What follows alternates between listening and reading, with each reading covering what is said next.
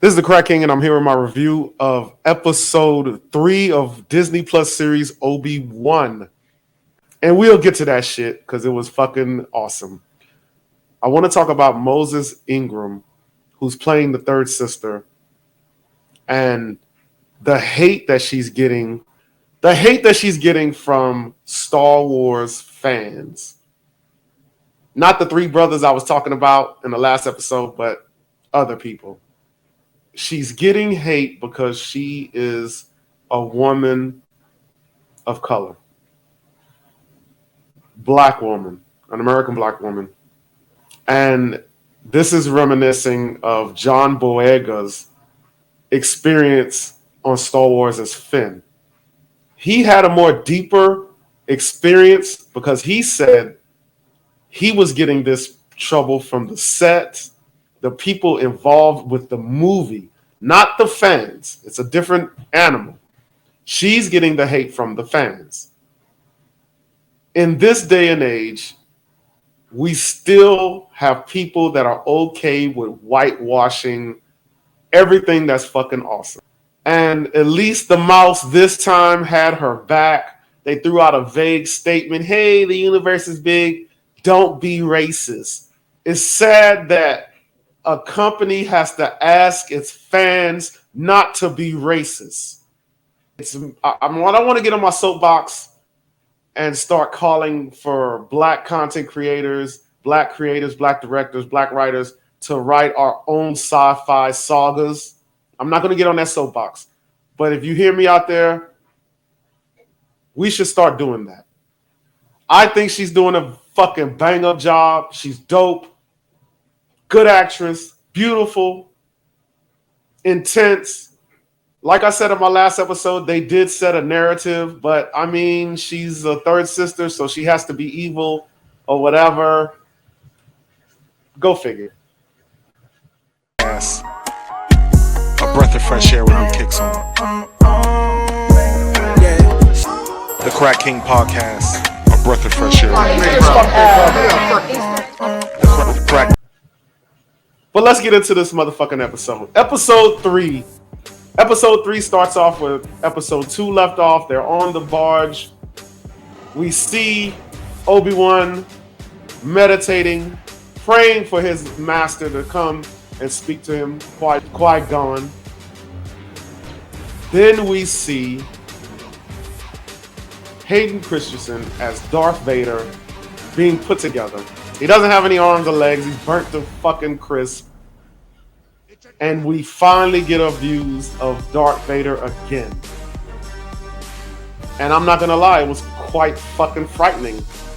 And he's speaking to the third sister. She's trying to tell him, hey, this happened, and Queer and Inquisitor got killed. He don't give a shit. All he wants is his revenge on Obi-Wan. So he tells her, hey, I know what you want. He claims to know what she wants, but I have a feeling it's something different. Because later in the episode, you see her and you get a feel of a conflict with her.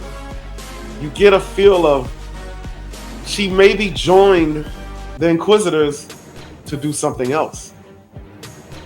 To seek revenge, but revenge is not the way of the Jedi. But she has been abducted at a young age. She doesn't have full control of the Force, as seen by another Inquisitor telling her, hey, freezing her almost, like force freezing her, telling her, hey, that's my seat, when she came to give them orders from Darth Vader. And then we also see Darth Vader's castle that everybody always, writes about in comics, and it's always canon, which I don't really care about a fucking castle or Mustafar. I don't know. In my mind, in the original trilogies, Darth Vader was just a robot space traveler. Like he didn't have a home planet to me. So this castle thing is kind of weird to me. He has like a throne. Who gives a fuck? It's like a bone that Emperor Palpatine threw to him after he just destroyed his whole fucking life. But back to the third sister. I'm getting a sense of conflict in her as far as Obi-Wan, capturing Obi-Wan, why she has tits hard for him to capture him. Because it can't just be she wants to be the Grand Inquisitor. It can't be. It has to be something more. We go back to Obi-Wan and young Leia trying to get to the port.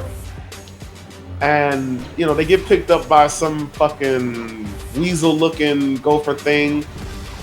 And, you know, we see Obi-Wan fighting stupid stormtroopers. He doesn't use the Force.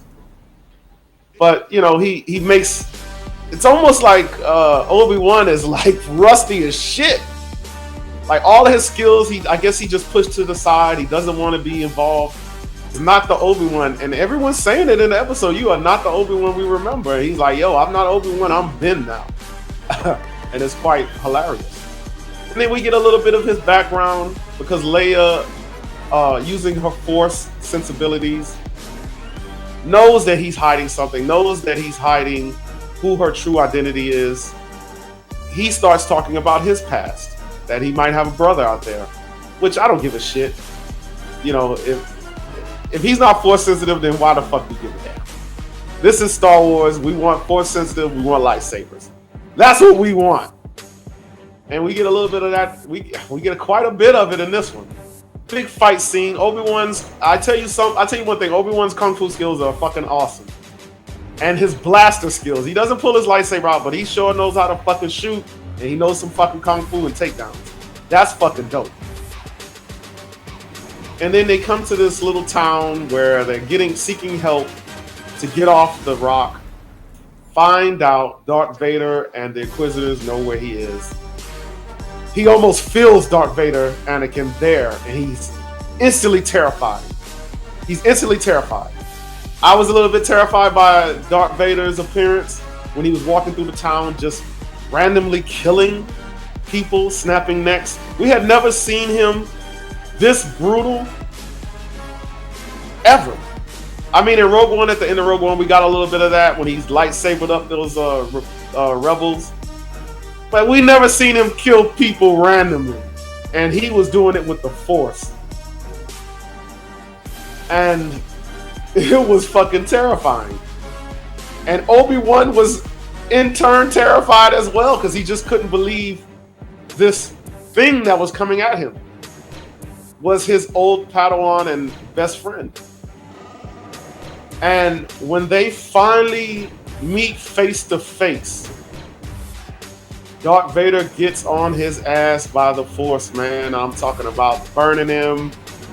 The duel, it was almost like a grown man fighting a young child, because Obi-Wan was so in such disbelief of what he had become. He was a loss for words. He didn't say anything. He just got tortured by Darth Vader. Darth Vader burned him. He was fucking smashing him with his lightsaber. And just, Obi-Wan didn't say a word. He just asked him, you know, what happened to you? And Darth Vader, in the James Earl Jones voice, which was like honey to my ears.